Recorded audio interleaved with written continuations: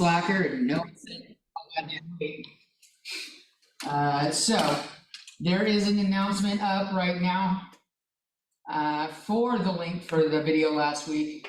I will have it up tonight. I got to download it and load it to YouTube. It'll be up on the normal YouTube channel tonight, along with today's lecture. Today we are going over polymorphism. That's it. It's a short day.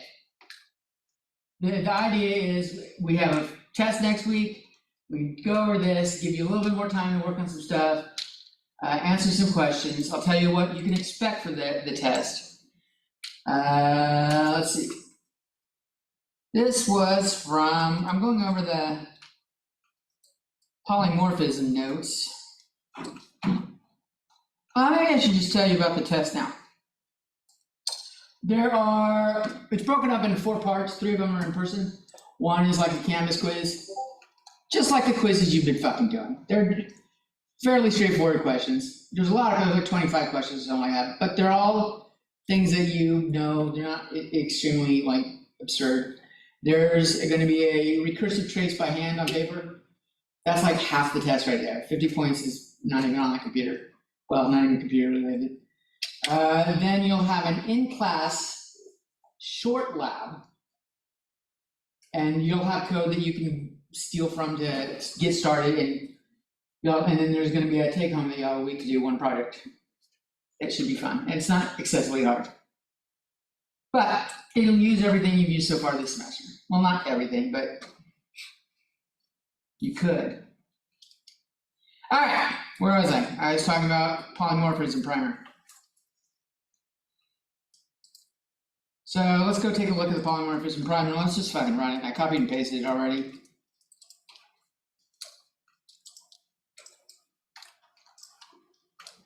Let's see, what is it doing here? It says class shape pointer 64. I wonder what that is.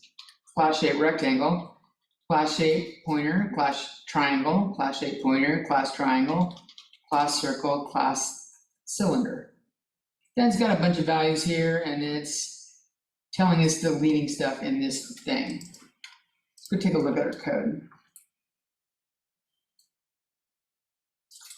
So we start off, they've got pi set here. They probably should make it a constant because they don't want it to change. That's not what I wanted. Why can't it just go like half size? There we go.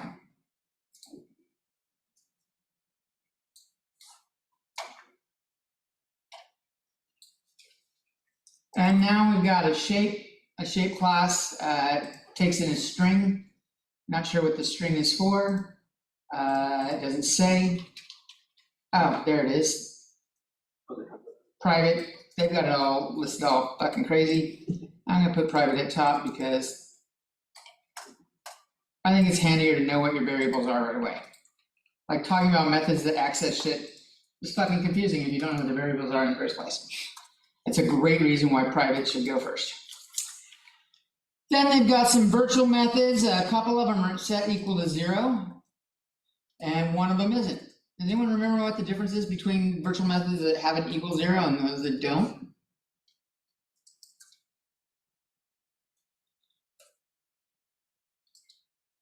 What's virtual do? Oh, it's been a while. So maybe it'll help if you come down and see the next class. This is class shape, and then class rectangle inherits off of shape. It takes in a string. Let's move the privates up top.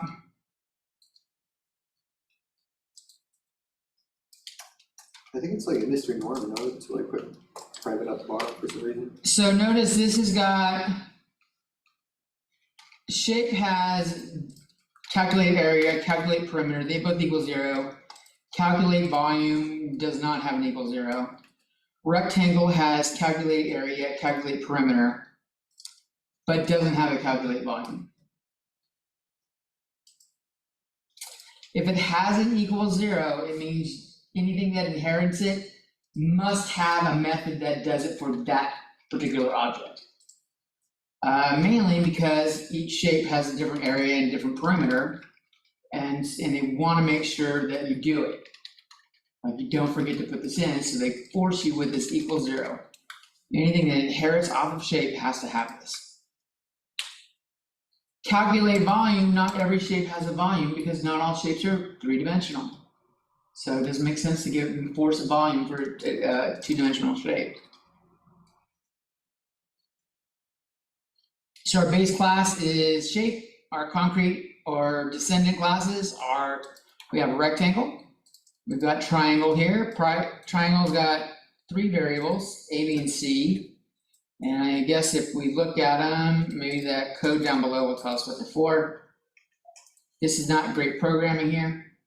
It should tell the user what they do. Are they the sides? Are they the angles? Are they the points? Fucking knows. Let's go look real quick.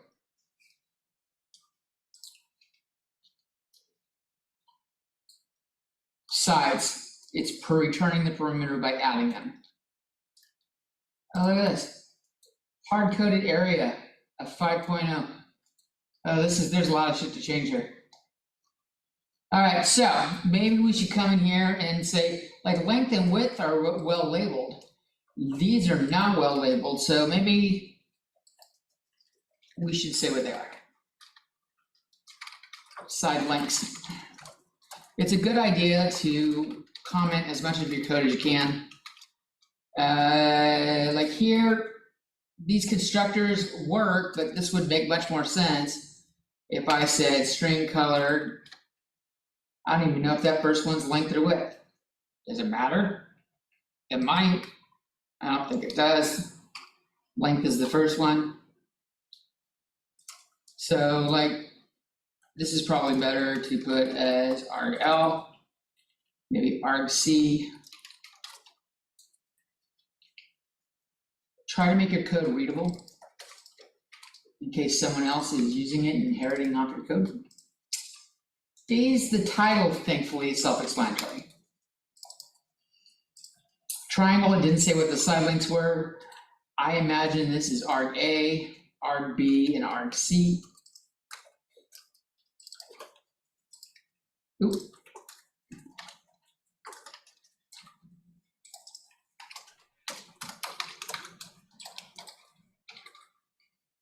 Maybe I'll do arg3, 2, and 1.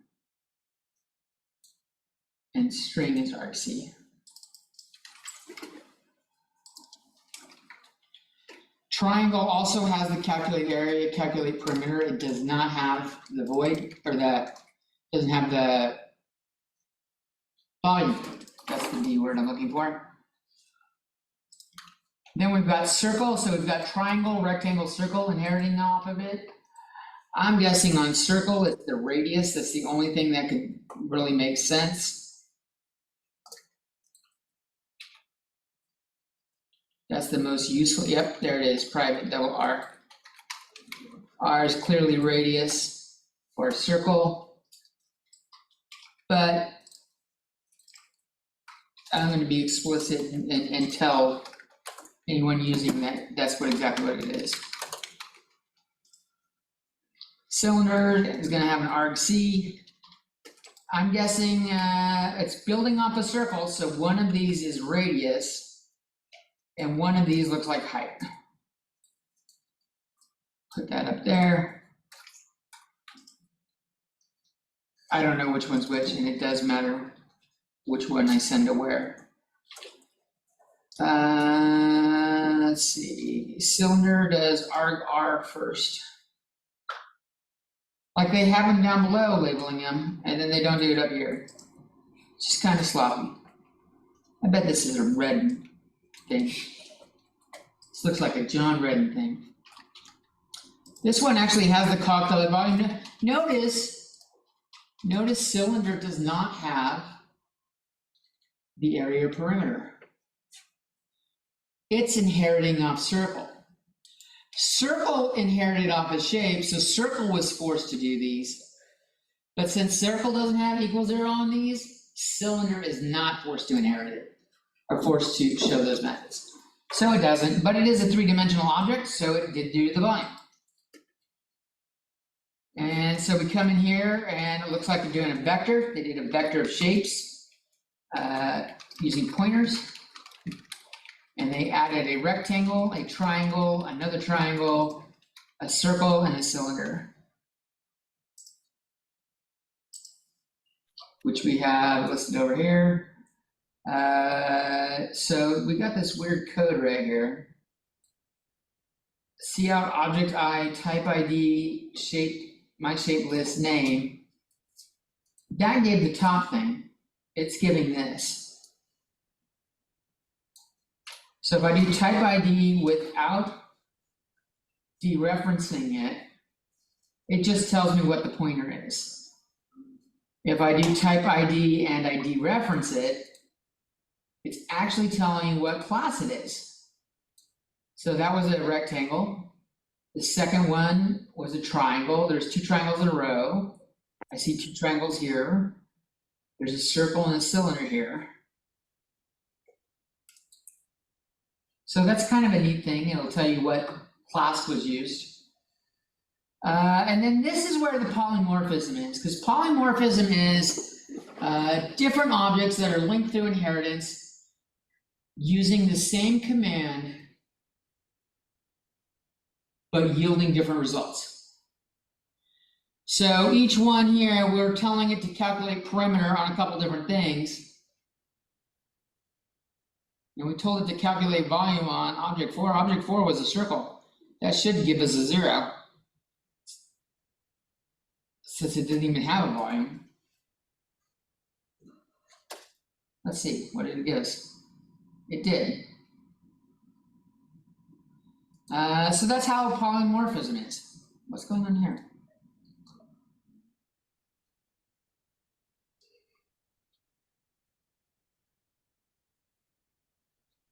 This one's doing volume here for the whole list after the COUTs. So that was the COUT with the objective 1 through 5. This was lines 94 to 98. Lines 100 to 104 was this. We still were able to actually, conveniently enough, even though not all of them had a volume to even calculate, whoever coded up the shape made it so that there was a default calculate volume at the base level. So even two-dimensional objects, you could say, let's do a volume, and there was still a function there to do it. If these were not linked in inheritance, doing calculate volume would not work here. Where was it? Because not everything had a volume, but that's another example of the polymorphism. Maybe we should have done calculate area here. Why do they say different things? This again feels like a red thing.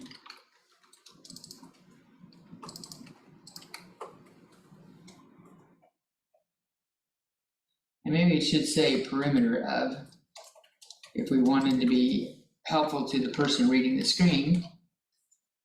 Some of you do a fantastic job making your print to screen, your COUTs, really nice to read. You take the time to make it look like professional. There's nice little asterisks separating shit. There's like a description of what's going on. I don't just get like fucking 10 numbers printed to screen without a fucking explanation of what I'm doing. It's great. That is strongly recommended. I didn't close the first one, so it doesn't want to fucking run it again. All right, so we got a little bit better.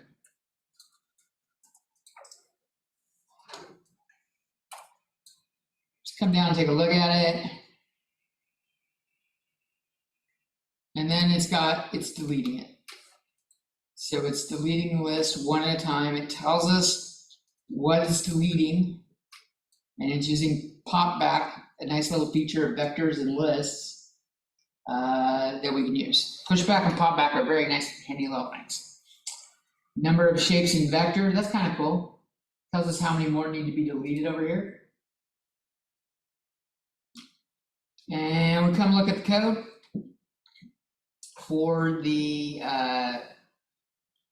implementations. Those are the good old standard stuff. They did not put anything in for area or perimeter because it didn't make sense to. Nothing there. They got area and perimeter set up white correctly for rectangle. Triangle is some sloppy ass shit. Maybe that's why. Triangle didn't have an area. Look at that.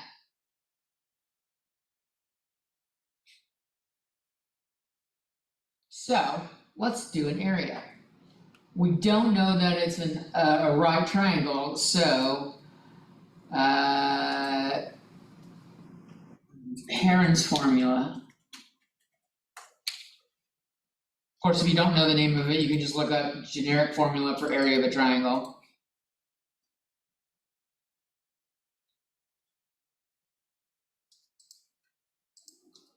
Do you use Yahoo? No, I don't. I don't know why it's on Yahoo. Did it fucking reset my default fucking search engine?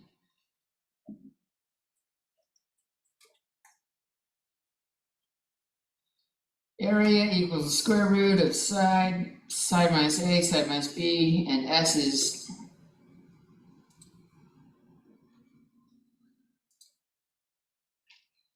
so we need S, which is half the perimeter. That's even easier. We already got a perimeter function, and then we need that.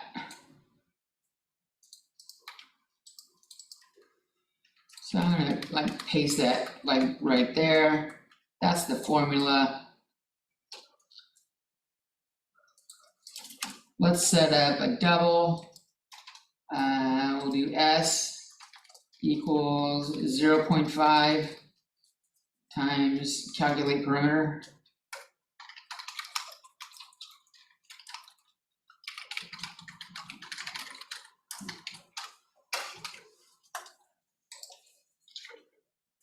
And it looks like I need to include CMAP.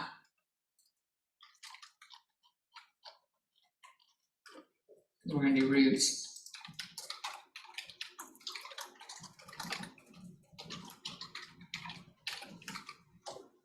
We're right here. Okay, double. Actually, I don't need that. I just need to say what I'm gonna return.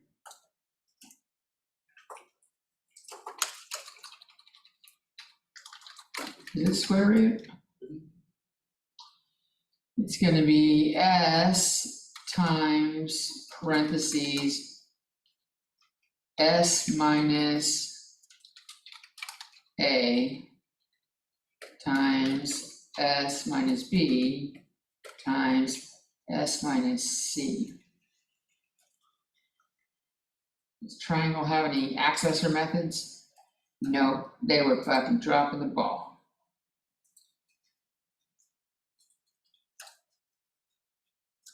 I need another one.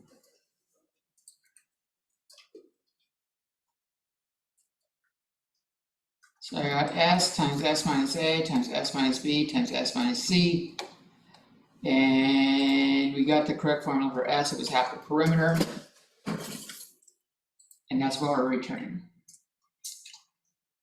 So we can go up above and add a calculate area for, we can do a sweep of the calculate areas too.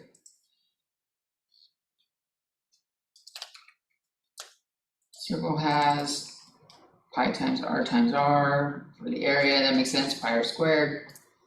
Perimeter is 2 pi r, that works. And it's doing return circle calculate area times height. Since calculate area, we need to tell it where it's pulling it from. And since it could have accessed circle or shape, we need to tell it it's taken from circle. All right, let's come up here, let's add some area stuff. Not everything had an area, so maybe let's just be picky and not do it to all of them.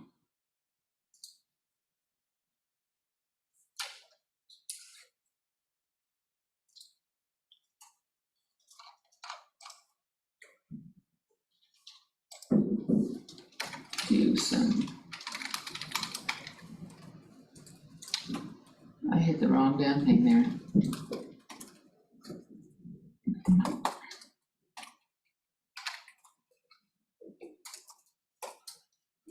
There we go. There we go.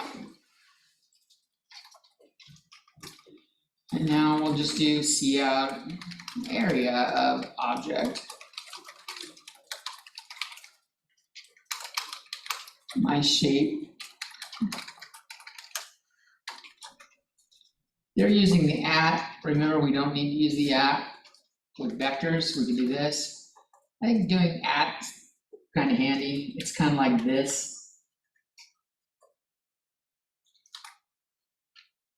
We're going to calculate area.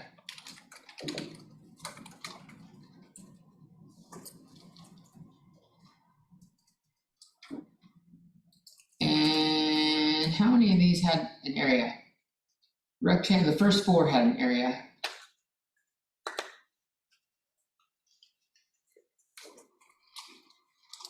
Work smarter, not harder. Copy and paste is your friend. We could probably do a for loop to make this a little bit easier.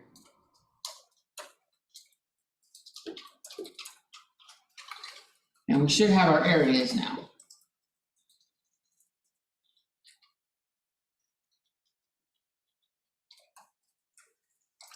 Subunit. No, that's got to be whatever I did in the triangle. Let me go. That. It doesn't like that square root symbol. Get rid of that. There you go. That should work.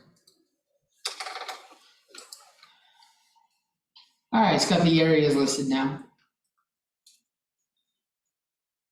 So the polymorphism part is most definitely when we're telling it to do calculate something, when we're accessing a method that different classes have, but they're all linked through inheritance.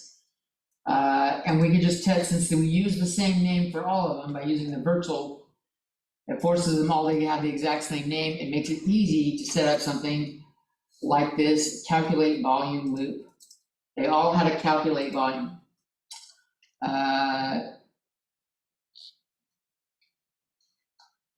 And if we gave, where is it, cylinder, if we gave cylinder a method for calculate area and calculate perimeter, we could do a loop on those as well. But doing the cout of this is where different shapes are being called forward. They all are using the same function, but each function or each method is different depending on the class. That's polymorphism. That's really, we talked about it before, that's all that's going on in this. That's what there is for today's lecture. That's it. Do you guys have any questions you'd like to ask that you're working on stuff? Well, I figured with a test next week, you didn't need a whole lot extra today, right? That's it. That's all I got. That's all. Like I thought, if you've got questions, I'm more than willing to